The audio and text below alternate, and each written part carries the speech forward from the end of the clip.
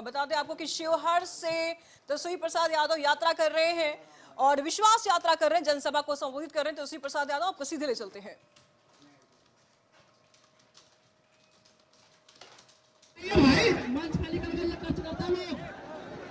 मंच खाली करा दे। नीचे जो लोग खड़ा है कृपया मंच खाली करें।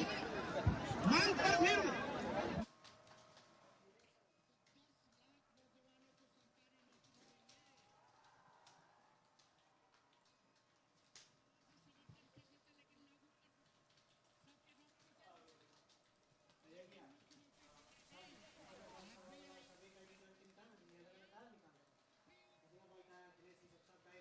तो इस वक्त शिवहर में है तेजस्वी और जन विश्वास यात्रा कर रहे हैं और तस्वीरों में आप साफ तौर पर देख पा रहे हैं जनता को, जनसभा को संबोधित कर रहे हैं तेजस्वी प्रसाद यादव।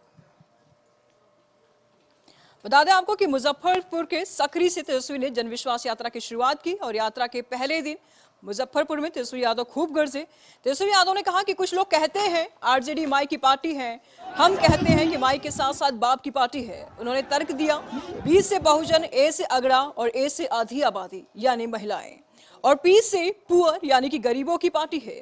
तेजस्वी यादव ने लोगों से कहा कि मैं आपको बताने आया हूं, मैं आपकी लड़ाई लड़ने आया हूं, आप ताकत दीजिएगा कि नहीं। तेजस्वी ने मार्च में पटना के गांधी मैदान में रैली की भी घोषणा की है। तो फिलहाल इस वक्त तेजस्वी प्रसाद यादव शिवहर में है।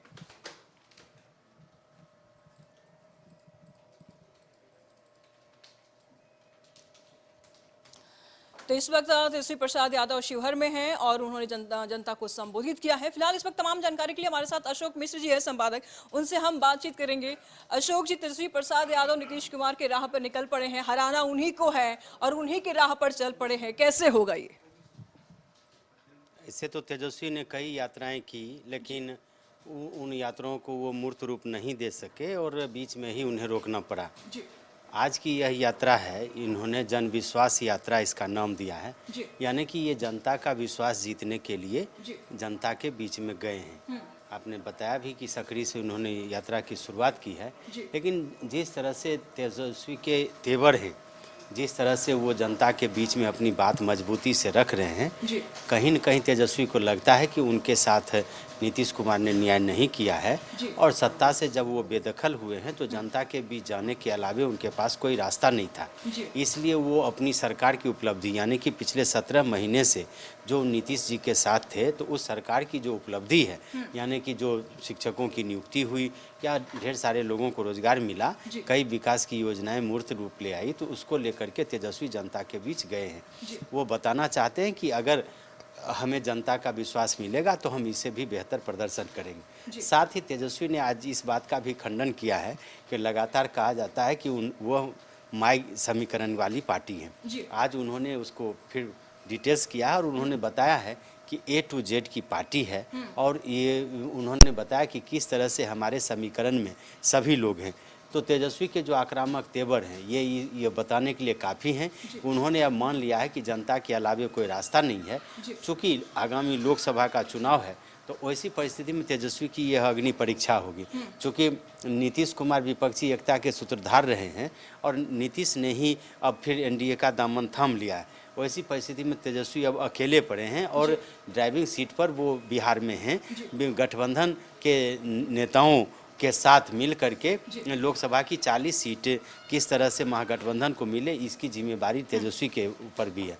तो आज से तेजस्वी की जो यात्रा शुरू हुई है, उस यात्रा के तहत वो एक तरह से जनता का नब्ज भी टटोलना चाहते हैं कि आखिर जनता का क्या समर्थन है उनके पास, और दूसरी बात है कि जनता के सम्मुख वो अपनी बात भी रखना चाहते हैं। तेजस्वी प्रसाद यादव अब यात्रा पर निकल चुके हैं, जनता को संबोधित कर रहे हैं। इस वक्त फिलहाल वो शिवहर में हैं और उन्होंने जनता को संबोधित किया है और उनकी यात्रा पर अब तरह तरह के बयान भी सामने आ रहे हैं। अशोक चौधरी ने उनकी यात्रा को लेकर के क्या कुछ कहा, आइए सुनते हैं। कहाँ दीदी कोई बात आप कहते हैं, ठीक है, अच्छी बात है, हो जाए ऐसी पार्टी तो और अच्छी बात है, लेकिन आपको कथनी और करनी में दोनों में सामंजस्य स्थापित करना पड़ेगा ना। अब आपके यहाँ आपके मंत्री जगदानंद सिंह सुधाकर जी का जगह खाली हुआ, कार्तिक सिंह का जगह खाली हुआ, तो आपको तुरंत बनाना चाहिए, जैसे हमारे नेता करते हैं। मांझी का सीट खाली हुआ, 2 दिन के अंदर उन्होंने शपथ ग्रहण कराया। तो आपके कथनी और करनी में सामंजस्य नहीं है ना। तमाम जानकारी के लिए संपादक अशोक मिश्र जी इस वक्त हमारे साथ जुड़ चुके हैं। अशोक जी, अभी आपने अशोक चौधरी के बयान आपने सुना। उन्होंने कहा कि तेजस्वी प्रसाद यादव कहते हैं कि हमारी पार्टी A to Z की पार्टी है, लेकिन जितनी भी अपर पद की अगर बात करें, औहदे की बात करें, उन पर वो कभी भी खुद के ही परिवार के लोग रहते हैं। डिप्टी सीएम भी तेजस्वी प्रसाद यादव बने, और अगर अध्यक्ष की बात करें, इस वक्त नेता प्रतिपक्ष की बात करें, तो वही बने। अगर A to Z पार्टी की बात करते हैं तो बाकी लोग की मौका क्यों नहीं मिलता बड़ी जिम्मेदारी वाले पद पर? आधी आबादी की बात भी करते हैं तो किसी महिला को कभी डिप्टी सीएम नहीं बनाया, नेता प्रतिपक्ष नहीं बनाया गया। विपक्ष का काम ही है अपने राजनीतिक विरोधियों को टारगेट करना। और अशोक चौधरी ने कहा भी है कि तेजस्वी प्रसाद यादव भाषण अच्छा देते हैं, लेकिन जो बोलते हैं वो करते नहीं हैं। लेकिन ये तो आज आप देख लीजिए कि मनोज झा जी को राज्यसभा का उम्मीदवार बनाया या संजय यादव को बनाया गया, तो वो तो उनके दोनों परिवार के नहीं हैं। ठीक है, संजय यादव उनके बाल सखा हैं, उनकी मीडिया के प्रभारी हैं, संजय यादव उनके दुख सुख के साथी हैं, मनोज झा जी प्रवक्ता हैं, तो उनको राज्यसभा, दोनों राज्यसभा की जो सीटें अभी गई हैं उसमें लालू परिवार का तो कोई सदस्य नहीं है। आप ये समझ लीजिए कि विपक्षी कल तक अशोक चौधरी तेजस्वी की तारीफ करते थे, आज तेजस्वी अलग हो गए हैं तो अशोक चौधरी उनके खिलाफ बोल रहे हैं। राजनीति में ये संभव है, ये होता है, लेकिन इतना आप जरूर कर लीजिए कि आज जो तेजस्वी का तेवर देखने को मिला है और जिस तरह से आत्मविश्वास से लबरेज हैं तेजस्वी, और जनता के बीच में जाकर के उन्होंने मजबूती से जो अपनी बात रखी है, उन्हें यह भरोसा है कि जनता का समर्थन उन्हें मिलेगा। सभा में भीड़ भी है जो तेजस्वी की हौसला अफजाई के लिए कह सकते हैं कि काफ़ी बेहतर है।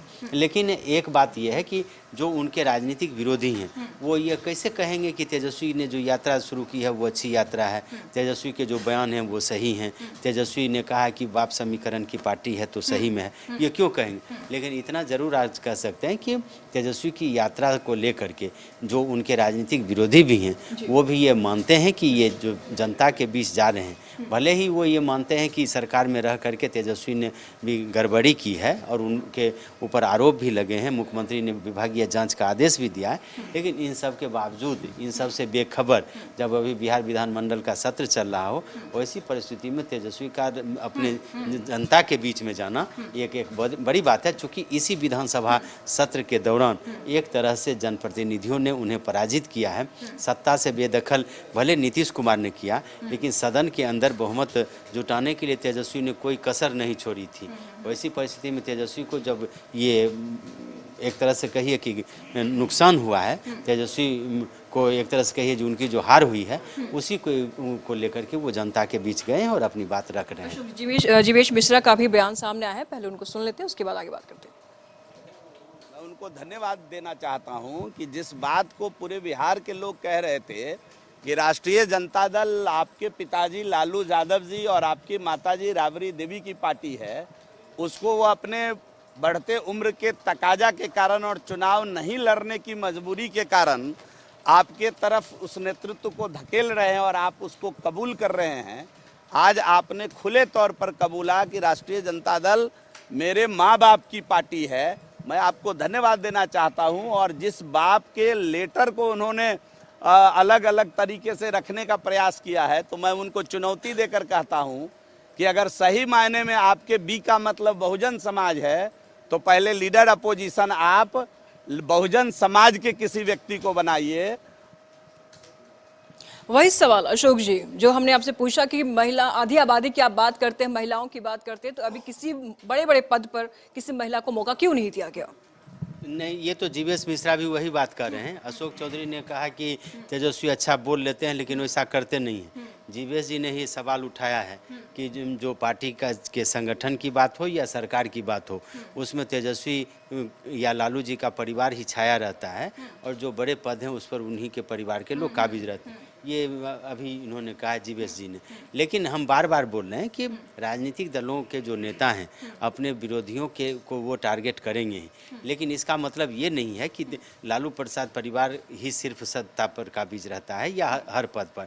चूँकि पार्टी बड़ी है तो पार्टी बड़ी है तो उस हिसाब से पार्टी के कार्यकर्ताओं को भी उसमें समायोजित किया जाता है।